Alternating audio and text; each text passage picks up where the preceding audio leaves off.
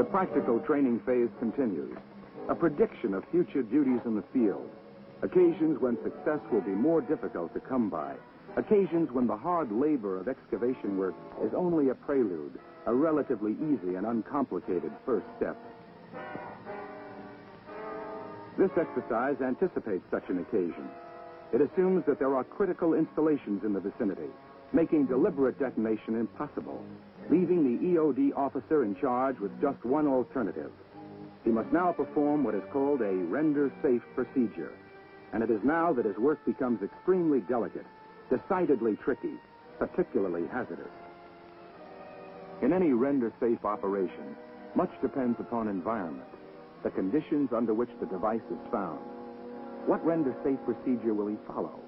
A recommended one or possibly a new one, devised on the spot, necessitated by some new unforeseen circumstance? He makes the final evaluation, the final choice. The decision, the responsibility, the authority, and the one life that will inevitably be lost if failure results are all his.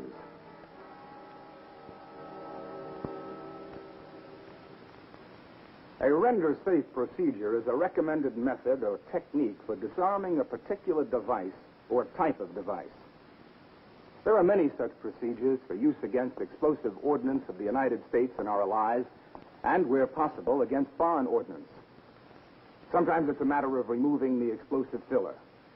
Sometimes it's a matter of deactivating the item by removing the fuse, by stopping it, by disabling it, by countless methods.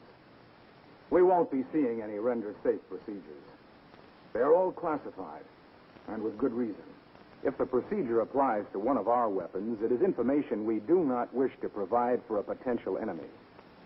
If it applies to weapons used against us, it is usable only so long as the enemy doesn't know about it. If he learns just how we are rendering his weapon safe, then he can easily make one or two simple changes. And a render-safe procedure becomes certain death for the next EOD man who tries to utilize it. There are many render-safe procedures, all theoretically sound and utilizing many ingenious tools and devices. But no procedure is mandatory. They can only be recommended as the best method known.